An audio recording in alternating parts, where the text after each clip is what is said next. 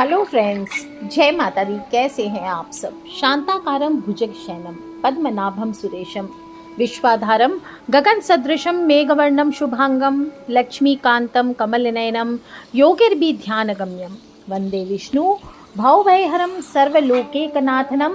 आइए भगवान विष्णु का ध्यान करते हुए प्रार्थना करते हैं कि मैं उन भगवान विष्णु का ध्यान करता हूँ जिनका स्वरूप शांत है, जो शेषनाग की शैया पर शयन करते हैं, जिनकी नाभि से कमल निकल रहा है और जो देवताओं के भी ईश्वर है, संपूर्ण विश्व जिसका आधार है और जो आकाश के समान सर्वत्र व्याप्त है, नीले मेघ के समान नील वर्ण वाले, जिनके संपूर्ण अंग अति शुभ और मनमोहक हैं, श्री लक्ष्मी जी के स्वामी हैं और कमल के समान नयन वाले योगियों द्वारा ध्यान के माध्यम से प्राप्त होने वाले हैं और सर्वव्यापी श्री विष्णु भगवान की मैं वंदना करता हूँ, जो सभी प्रकार के जन्म मरण के भय को हरते हैं और संपूर्ण विश्व के नाथ स्वामी हैं। तो बोलिए श्री हरि विष्णु भगवान की जय। और श्रावण का महीना चारों ओर बारिशों का मौसम लेकर के पूरी तरह से बरस रहा है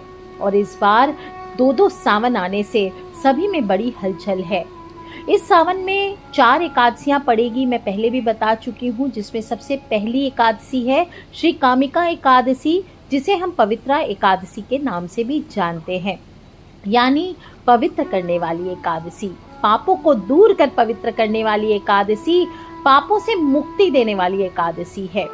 और इस एक एकादशी की पूजा से सभी देवता हो, गंधर्व हो, सूर्य हो, इनकी पूजा का फल मिल जाता है।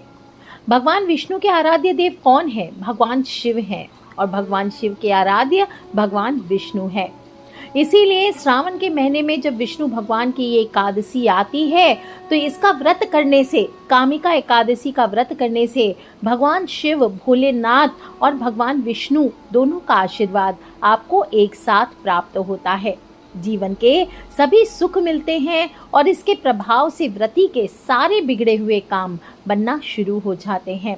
कहा जाता है व्रती को अश्वमेघ यज्ञ के समान फल प्राप्त होता है और जो भी मनुष्य इस श्रावण माह में भगवान विष्णु और शिव जी की संयुक्त पूजा करता है तो उसके द्वारा गंधर्वों और नागों की भी पूजा हो जाती है।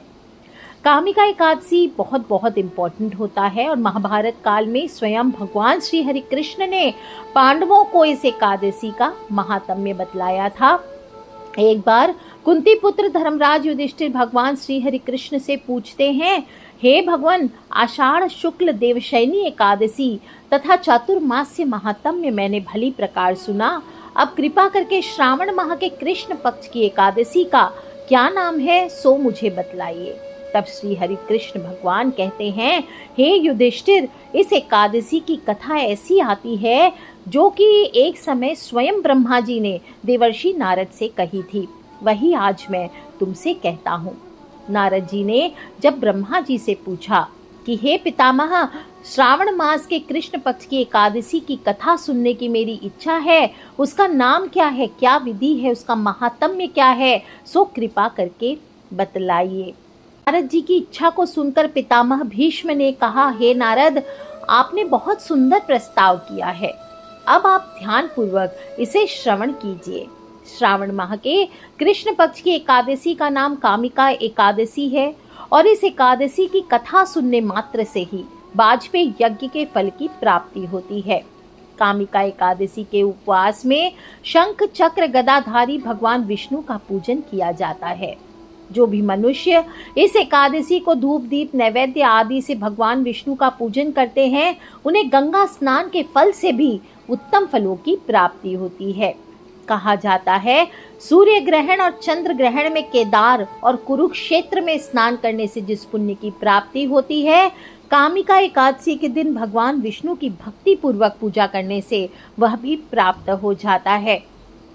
श्रावण माह में भक्ति पूर्वक भगवान विष्णु की पूजा करने का फल समुद्र और वन सहित पृथ्वी दान करने के फल से भी ज्यादा होता है। व्यतिपात में गंडकी नदी में स्नान करने से जो फल प्राप्त होता है वह फल भगवान की पूजा करने से मिल जाता है और संसार में भगवान की पूजा का फल सबसे ज्यादा है। अतः भक्ति पूर्वक भगवान की पूजा ना बन सके तो श्रावण माह के कृष्ण पक्ष की कामिका एकादशी का व्रत अवश्य करना चाहिए। और कहा जाता है कि आभूषणों से युक्त बछड़ा सहित गौदान करने से जो फल प्राप्त होता है वह फल भी कामिका एकादशी के एकमात्र उपवास से मिल जाता है।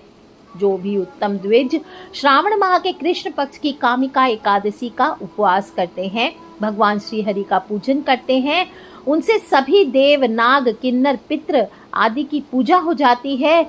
और इसीलिए पाप से डरने वाले व्यक्तियों को विशेष रूप से इस उपवास को अवश्य करना चाहिए। संसार सागर तथा पापों में फंसे हुए मनुष्यों को इनसे मुक्ति के लिए इस एकादशी का व्रत करना चाहिए। नारद जी स्वयं भगवान ने अपने मुख से कहा है कि मनुष्यों को आध्यात्म विद्या से जो फल प्राप्त होता है उससे अधिक फल कामिका एकादशी का व्रत करने से मिल जाता है। इस उपवास के करने से मनुष्य को ना तो यमराज के दर्शन होते हैं, ना ही नरक के कष्ट भोगने पड़ते हैं और वह स्वर्ग का अधिकारी बन जाता है। जो मनुष्य इस दिन तुलसी दल से भक्ति पूर्वक भगवान विष्णु का पूजन करते हैं वे इस संसार सागर में रहते हुए भी इस प्रकार अलग रहते हैं। कमल पुष्प जल में रहता हुआ भी जल से अलग रहता है। तुलसी दल से भगवान श्री हरि का पूजन करने का फल 1 बार स्वर्ण और 4 बार चांदी के दान के फल के बराबर होता है। भगवान विष्णु रत्न, मोती, मणि आदि आभूषणों की उपेक्षा तुलसी दल से अति प्रसन्न होते हैं। इसीलिए जो भी मनुष्य प्रभु का तुलसी दल से इस दिन पूजन करता है उसके सभी पाप स्वतः ही नष्ट हो जाते हैं। नारद, मैं भगवान के अति प्रिय श्री तुलसी जी को प्रणाम करता हूँ। इस दिन तुलसी माँ के दर्शन करने मात्र से मनुष्य के सभी पाप नष्ट होते हैं। इनके शरीर का स्पर्श करने मात्र से मनुष्य पवित्र हो जाता है। तुलसी के जल से स्नान कराने से मनुष्य की सभी यम यातनाएं नष्ट हो जाती है। और जो भी भक्त तुलसी जी को भक्ति पूर्वक भगवान श्री हरि विष्णु के श्री चरण कमलों में अर्पित करता है उसकी मुक्ति निश्चित है। श्री कामिका एकादशी की रात्रि को जागरण करते हुए जो भी मनुष्य रात्रि बिताता है, दीपदान करता है, उनके पुण्यों को लिखने में चित्रगुप्त भी असमर्थ होते हैं। और एकादशी के दिन जो मनुष्य भगवान के सामने दीप जलाते हैं उनके पितर स्वर्ग लोक में अमृत का पान करते हैं। भगवान के सामने आज के दिन जो भी मनुष्य घी या तिल के तेल का दीपक जलाता है उनको सूर्य लोक में भी सहस्त्र दीपकों का प्रकाश मिलता है। इसकी कथा मैं आगे सुनाता हूँ, ध्यान पूर्वक सुनो। एक गांव में एक वीर क्षत्रिय रहता था। एक दिन किसी कारणवश उसकी ब्राह्मण से हाथापाई हो गई और ब्राह्मण की मृत्यु हो गई। अपने हाथों मरे गए ब्राह्मण की क्रिया उस क्षत्रिय न करनी चाहिए, परंतु पंडितों ने उसे उस क्रिया में शामिल होने से मना कर दिया। ब्राह्मणों ने बताया कि तुम पर ब्रह्म हत्या का दोष है, पहले प्रायश्चित करके मुक्त हो तब हम तुम्हारे घर भोजन करेंगे। इस पर क्षत्रिय ने पूछा कि इस पाप से मुक्त होने का क्या उपाय है। तब ब्राह्मणों ने बताया कि श्रावण माह के कृष्ण पक्ष की एकादशी को भक्ति भाव से भगवान श्रीधर का व्रत करो, पूजन करो और ब्राह्मणों को भोजन करा के सदक्षिणा इनके साथ आशीर्वाद प्राप्त करो, तभी तुम्हें इस पाप से मुक्ति मिलेगी। पंडितों के बताए हुए तरीके पर व्रत करने से व्रत वाली रात में भगवान श्रीधर ने क्षत्रिय को दर्शन देकर कहा कि तुम्हें ब्रह्म हत्या के पाप से मुक्ति मिल गई है। इस व्रत को करने से ब्रह्म हत्या आदि के पाप भी नष्ट हो जाते हैं और इह लोक में सुख भोग कर प्राणी अंत में श्री हरि विष्णु के लोक को जाते हैं। इस कामिका एकादशी के महात्म्य के श्रवण और पठन से मनुष्य स्वर्ग लोक की प्राप्ति करता है। तो बोलिए श्री हरि विष्णु भगवान की जय। अब जो लोग भी व्रत करना चाहते हैं वो दशमी तिथि की रात्रि से सदा बताती हूँ कि शुद्धता का ध्यान रखें, रात्रि में सात्विक भोजन करें, समय पर सोएं, भगवान श्री हरि विष्णु का ध्यान रखते हुए ब्रह्मचर्य का पालन करते हुए सोना है। अगले दिन एकादशी के दिन सुबह 11 को जल्दी उठिए, हाथेलियों के दर्शन कर धरती माँ को प्रणाम कीजिए, फिर नित्य कर्मों से निवृत्त होकर के घर के मुख्य द्वार की साफ सफाई कीजिए। एकादशी का दिन है। सफाई करने के बाद हल्दी के जल का छिड़काव कीजिए, रंगोली सजाइए, तोरण लगा सकते हैं, स्नान करें। इस दिन तीर्थों में स्नान करने का विशेष महत्व होता है और स्नान करने के पहले जो लोग भी लकड़ी का दातुन और पेस्ट आदि उपयोग नहीं करना चाहिए इस दिन, तो नींबू, जामुन या आम के पत्ते लेकर के आपको चबा लेना चाहिए और उंगली से कंठ शुद्ध करना चाहिए। इस दिन वृक्ष से पत्ता तोड़ना वर्जित होता है। स्वयं गिरे हुए पत्तों का सेवन कीजिए और जब स्नान करेंगे तो तीर्थों में स्नान करें, श्रेष्ठ है। नहीं तो गंगा जल या तीर्थों का जल मिलाकर स्नान करना चाहिए और स्नान आदि से निवृत्त होकर के स्वच्छ वस्त्र धारण कर लीजिए। कामिका एकादशी के दिन हल्के पीले रंग के वस्त्र धारण करने का नियम आता है और फिर सुंदर से तैयार होकर के सूर्य भगवान की पूजा जरूर कीजिए। तांबे के लोटे से सूरज भगवान को जल चढ़ाइए और जल चढ़ाते समय ओम सूर्याय नमः, ओम आदित्याय नमः, ओम भास्कराय नमः इन मंत्रों का जप कीजिए। फिर उसी लोटे में जल और काले तिल डाल लीजिए और दक्षिण मुखी होकर के अपने पितृ के निमित्त आपको 1 लोटा जल अर्पित करनी चाहिए। बोलिए ओम सर्वेभ्यो पितृभ्यो नमो नमः, ओम सर्वेभ्यो पितृभ्यो नमो नमः। इसके बाद भगवान श्री हरि विष्णु का ध्यान करके अपने पूजा रूम पे चले जाइए। वहाँ पे जो आप चौकी लगाना चाहते हैं तो चौकी लगाइए, नहीं तो ऐसे ही जहाँ पे आपके मंदिर में आपने भगवान की फोटो या मूर्ति विराजमान कर रखी है वहाँ पर व्रत का संकल्प लें। हाथ में जल ले लीजिए, एक सिक्का ले सकते हैं, चावल ले सकते हैं। आज मैं किसी भी चोर, पाखंडी, दुराचारी मनुष्य से बात नहीं करूँगा, ना ही किसी का दिल दुखाऊंगा। गौ हो, ब्राह्मण हो आदि को फलाहार और अन्न आदि देकर प्रसन्न करूंगा। रात्रि जागरण करके कीर्तन करूंगा। ओम नमो भगवते वासुदेवाय इस 12 अक्षर मंत्र अथवा गुरु मंत्र का जप करूंगा। राम हो, कृष्ण हो, नारायण हो इत्यादि विष्णु सहस्त्र नाम को अपने कंठ का भूषण बनाऊंगा। ऐसी प्रतिज्ञा करके श्री विष्णु भगवान का स्मरण करके प्रार्थना करें, हे त्रिलोकीनाथ मेरी लाज आपके हाथ, मुझे इस संकल्प को पूरा करने की शक्ति प्रदान करें। इसके बाद जल, पैसा जो भी संकल्प कर लिया वहीं छोड़ दीजिए और फिर श्री हरि भगवान विष्णु की प्रतिमा को पंचामृत से स्नान कराना चाहिए। आपके पास दक्षिणावर्ती शंख है तो दक्षिणावर्ती शंख से स्नान करवाइए और नहीं तो उसमें दक्षिणावर्ती शंख नहीं है तो ऐसे ही चांदी की घंटी आदि में पंचामृत हो या शुद्ध गंगा जल हो, इससे स्नान कराना चाहिए।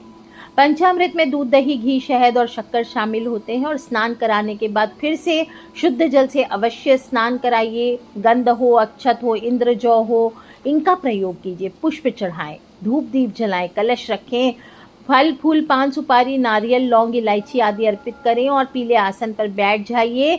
फिर तिल, धूप, दीप आदि से पूजन करें। फल एवं मिठाई अर्पित करें। जो भी भोग लगाएंगे उसमें तुलसी दल अवश्य छोड़ें। विष्णु भगवान को माखन मिश्री का भी भोग लगा सकते हैं, केला अर्पित कर सकते हैं, तुलसी दल चढ़ा सकते हैं।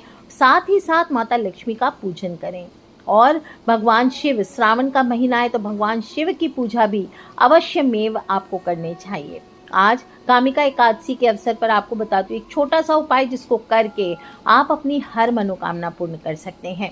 शिवलिंग पर आज के दिन जल चढ़ाना चाहिए। पूजा में बेलपत्र हो तो अवश्य लीजिए और नहीं तो चंदन, धतूरा, चावल, फूल जो भी आपके पास पूजा सामग्री है और साथ में 1 जनेऊ, 1 लोटा जल और 1 जनेऊ, 1 बेलपत्र आपको अवश्य लेना चाहिए और शिवलिंग के सामने बैठ करके ओम नमः शिवाय का जप कीजिए। आप चाहे तो शिव मंदिर में जा सकते हैं या फिर घर में ही बैठ के शिवलिंग की पूजा करके 1 दीपक अवश्य जलाइए। आप 5 जनेऊ हाथ में ले लीजिए और उसको केसर से रंग लीजिए और 5 भी पीले फल लेने हैं। जनेऊ में पवित्र 3 धागे होते, सभी जानते होंगे, ब्रह्मा, विष्णु, महेश के प्रतीक होते हैं। और ये उपाय जो मैं बता रही हूँ ये आपको ना सिर्फ आर्थिक समृद्धि प्रदान करेगा बल्कि आपके करियर में, आपके बिजनेस में आपको सफलता दिलाएगा। अगर आप किसी भी समस्या में फंसे हुए हैं, कोई रास्ता नहीं दिख रहा है, तो आज के दिन आपको जनेऊ का उपाय अवश्य करना चाहिए। 1 जनेऊ ले लीजिए, उस पर सुपारी ले लीजिए साथ में और उसको सबसे पहले माता लक्ष्मी की पूजा कर लीजिए, भोलेनाथ की पूजा कर लीजिए, विष्णु भगवान की पूजा, जो भी आपने देवी देवता स्थापित किए उनकी पूजा कर लीजिए और फिर सुपारी पर जनेऊ को लपेट दीजिए और गणेश जी को अर्पित कर दीजिए। आप देखेंगे ओम गण गणपते नमः, ओम गण गणपते नमः इस मंत्र को जप करते हुए आप जब गणेश जी पर ये जनेऊ और सुपारी अर्पित करते हैं तो आपको सभी संकटों से मुक्ति प्राप्त होती है। और अगर आप करियर को लेकर के बहुत संवेदनशील हैं, करियर में आप बहुत प्रयास कर रहे हैं, आपको सफलता नहीं मिल रही है, तो आज के दिन एक पान का पत्ता मिलता है तो वो ले लीजिए। उस पर घी में थोड़ा सा कुमकुम मिला लीजिए और एक स्वस्तिक का चिन्ह उस पान के पत्ते पर बना लीजिए अब इस पत्ते पर आपको जनेऊ और सुपारी रख देनी है और फिर इस पत्ते को बांध देना है। इसके बाद 21 दाने हाथ में चावल के लेकर के, ध्यान रखें चावल साबुत हो, अक्षत हो, बिना टूटे हुए चावल हो। और फिर एक गुप्त महामंत्र बताती हूँ, इसका जप कीजिए। इस मंत्र को भगवान विष्णु और शिव की संयुक्त पूजा में इस्तेमाल किया जाता है। यूजुअली आपको कोई नहीं बताएगा, लेकिन बता रही हूँ, ऐसा श्लोक है जिसका असर उतना ही है जितना आप संपूर्ण विष्णु सहस्त्र नाम का पढ़ने पर आपको प्राप्त होता है। और जीवन में आने वाली जितनी बाधाएं हैं उन सभी बाधाओं से आपको मुक्ति मिलती है। तो मंत्र क्या है? नमो स्तवन अनंताय सहस्त्र मूर्तये सहस्त्र पादाक्षी शिरो अरु बाहवे सहस्त्र नामने पुरुषाय शाश्वते सहस्त्र कोटि युग धारिणे नमः। इस मंत्र का आपको जप करना चाहिए। आप चाहें तो रुद्राक्ष की माला है आपके पास, तो पीले आसन पर बैठकर ओम शिव केशाय नमः या ओम हरिहर नमाम्यहम् ये मंत्र का भी आप जप कर सकते हैं। और जप करने के बाद जो भी मंत्र से जप करेंगे उसके जो 5 जनेऊ और पीले फल है वो या तो किसी ब्राह्मण को दे सकते हैं या तिजोरी में आप बांध करके रख सकते हैं। और कोई गरीब को या किसी भी ब्राह्मण को थोड़ा फल दान कर दीजिए प्रसाद के रूप में। 1 केला आपको भी अवश्य लेना चाहिए, परिवार को भी देना चाहिए। जो पान आपने बांध कर रखा था उसको अपने कमरे में किसी ऐसे स्थान पर रख दीजिए जहां उसको कोई छू ना सके। आप देखेंगे कुछ ही दिनों में आपको इस उपाय का असर दिखने लगेगा।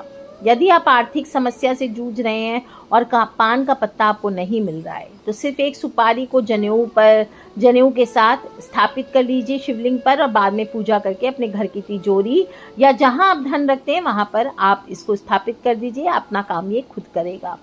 घर में अगर धन की कमी हो रही है तो आज के दिन 1 पीले कपड़े पर 2 हल्दी की गांठ ले लीजिए। चांदी या साधारण 1 रुपये का सिक्का ले लीजिए। पीले रंग की कौड़ियाँ रख लीजिए और इस कपड़े की पोटली बना लीजिए। अब इस पोटली को भगवान का आशीर्वाद मान करके अपने धन रखने वाले स्थान पर रख दीजिए। धन में बढ़ोतरी अवश्य होगी। और सब पूजा करने के बाद आपको कामिका एकादशी के व्रत की कथा भी अवश्य सुननी चाहिए और सुनने के बाद पूजा के अंत में भगवान श्री हरि विष्णु की आरती भी करनी चाहिए। भगवान श्री हरि को नमस्कार करें।